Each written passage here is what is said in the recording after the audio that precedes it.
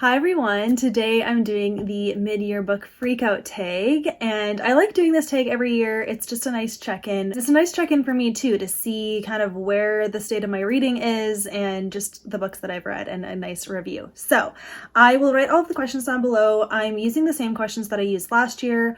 I don't know where these are from anymore. This tag has kind of morphed over the years, so if you want to do this tag as well, I'll write the questions down below. So at the time of me filming this, I've read 56 books so far this year, and I'm a little bit so I was looking through the books and I'm a little bit surprised by how few favorites I have, because the first question is best book you've read so far, and it wasn't even hard to pick the book because I have not read a ton of 5 stars this year, and that's really annoying because that was my mission this year, was to only read books that I feel like reading.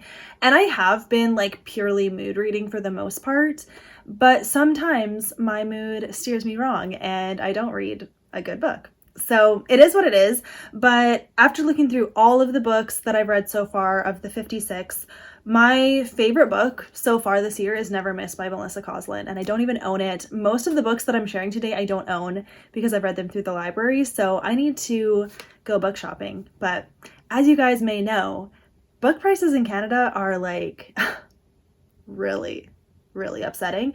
So yeah, it's tricky. Never Miss by Melissa Koslin. I don't own this book, but I absolutely loved it. It is a standalone romantic suspense. And what I love about Melissa Koslin in general is just her writing style. She's very character driven, and I feel like she develops characters so well to the point where you really understand how they think. And she also writes really unique characters, so they don't feel cookie cutter. They feel like there's just so many deep layers to them, and I love discovering the characters as I read. And then from the 2 books that I've read from her, which I think she only has 2 published books right now, she writes such elaborate plots that really require a lot of forethought, because the way everything connects from the beginning to the end is just so well done and so fascinating, and I really enjoy reading it. So yeah, Never Miss was an easy 5 stars for me. I loved the romance, I loved the plot. You follow a former CIA sniper, and she is actually on the run because her family are snipers as well, but they want her to come be an illegal sniper and just kind of snipe.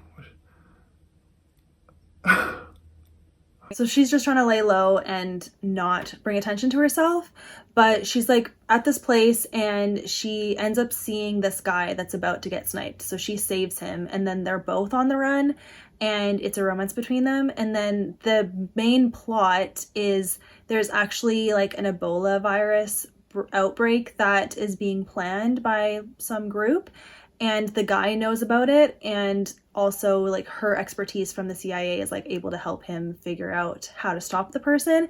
So you really see them working together, and I just loved the romance so much. So yeah, best book of the year so far. Question 2 is best sequel you've read so far, and definitely Malicious Intent by Lynn H. Blackburn. This is the sequel to Unknown Threat, and I don't remember the name of the series itself, but it's romantic suspense. And I loved the second book even more than the first one, even though I gave both 5 stars. This almost would be a 6-star read for me because I loved the characters. The mystery was actually interesting and the romance was so good. And yeah, basically it's a typical romantic suspense. You follow this group of, what are they called? Not rangers. They're not police officers. Detectives? What were they even? Secret Service, that's what it was. You follow the Secret Service based in Raleigh, and it's just so good. There's stuff going on, and the guys have to protect the girls, and I just love the dynamic. Romance was really good and just very entertaining. I really liked the dynamic of the characters. She's really good at writing dialogue and just kind of witty banter that just really works and feels realistic. So it was very enjoyable, and I definitely gave that 5 stars as well. Question 3 is new release that you still want to read. So as of now, this came out May 7th, but A Run at Love by Toni Shiloh I have not read yet. It is the companion sequel to the Love Script, and I definitely want to read it. I don't feel like I've seen many reviews for it, so I don't know what the reception is so far, but I definitely want to read it this year, and I am able to get it through my library, so I'm just waiting for it to come in and then I will give it a read. But she writes great faith content into her books, so I definitely want to give this one a try. Question 4 is most anticipated book for the second half of the year, and I have 2 that I can't choose between, so we're saying 2. Definitely Reckless by Lauren Roberts. I mean, come on.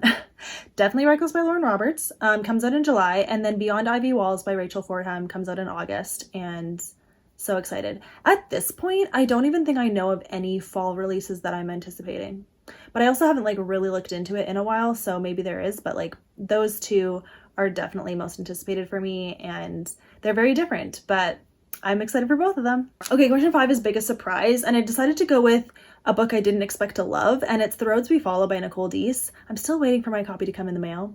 Where is it? No idea. Maybe it got lost. But The Roads We Follow. I was very skeptical of this book because I wasn't a huge fan of The Words We Lost, the first book in this like companion series. I just felt like her writing was going down a literary fiction direction rather than like romance. But The Roads We Follow brought in the romance in a way that just like spoke to my heart. I just loved the romance. And then the plot and the characters like were really good too. And I was so invested in both things. So just all together, it was so well done. And I was very surprised because I didn't expect to like it at all, but I had it for review. So I gave it a read and I was pleasantly surprised. So I gave that 5 stars as well. Question 6 is new favorite author, and I have 2. So Lynn H. Blackburn for sure.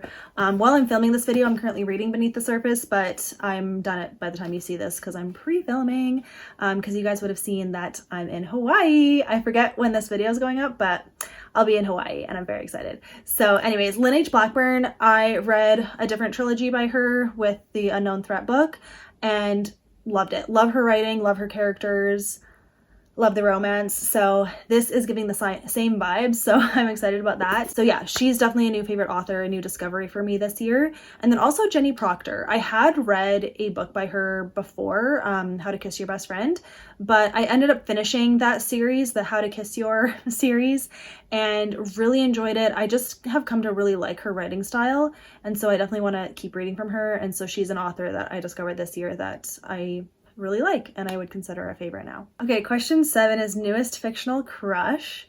And yeah, this was hard to pick, but I'm actually gonna pick the main guy in To Con a Gentleman by Sarah Adams, and his name, I had to look it up because he has like a title because this is historical fiction. Carver Ashburn, Earl of Kensworth. But just because like I loved his character in this book. He was just a really like sweet guy, but also he wanted to like hide his fears, but like she was able to like pull that out of him and like be equal with him. And I really liked his character development, and just like, yeah, his character was just like such a gentleman, and I really enjoyed reading his character. So I would definitely say that he's a crush. Okay, question 8 is book that made you cry. And I looked through every single book on Goodreads that I've read this year, and I haven't cried at any of them. I haven't read a ton of emotional books this year. Like I've been definitely sticking with the lighthearted books just because like that's what I'm in the mood for. No books have triggered my tears. So yeah, I don't cry super easily, but most of the time, like with Christian fiction, depending on the themes that it's exploring, I will shed a tear or two, but it hasn't happened this year. So yeah, I do not have any books that have made me cry this year. Okay, question 9 is worst book you've read so far. And I had a couple I could choose from, but I decided to pick The Only One Left by Riley Sager, just because like I just did not have a good time reading this book, and I really skimmed the last little bit of it because I was kind of just checked out by then. I just found the progression of the story and just the story itself like not interesting. Like it didn't even feel, I could feel the like ominous scariness to it, but because it felt so outlandish, I was just so disconnected from it, and it really turned me off from Riley Sager just because there was like a little bit of language at the beginning too that I was like, was that necessary? And I really didn't like the main character either. I just found her kind of dumb and like annoying. So yeah, I would say this is my least favorite. I mean, there's plenty of others that I could have chosen, but for this book, like I wouldn't recommend it. I don't think it's a great thriller. You may hear that like there's lots of twists at the end and it's kind of crazy, things you couldn't see coming, and because there were so many, it just really just felt like not that skilled. Like it just felt like, oh, okay, I'll put this twist in here and this twist, like just like I felt like writing some twists. So that's the ending of this book. Like, I don't know, I just wasn't impressed by it. So that's what it is. Okay, the one book I can hold up, actually no, I can hold up for number 11 as well. But okay, number 10 is Most Beautiful Book You've Acquired. And I haven't acquired that many books this year, but I've got 2 that I can show you. So first of all, Defend the Dawn by Brigid Kemmerer. This was a generous gift from a subscriber, and I really like this cover because it's actually raised, like the words are raised a little bit, and then there's like some shininess. You can kind of see like the reflection. And I just really like it's the castle, the kingdom, but surrounded by water, and I like the colors of it. So like, you know, very beautiful. But then very recently, this book just came in the mail. Powerful by Lauren Roberts. So excited. So I ordered the UK edition because I wanted it in paperback to match my Powerless paperback. So they do match, and they're actually the same height. So that is really great. So I'm excited about that. Ooh, I'm so excited. So yeah, I mean, this is beautiful. I really like the designs of the UK versions better than the North American ones, I guess, because like to me, the North Americans, it's like really boring font. Like, here it is.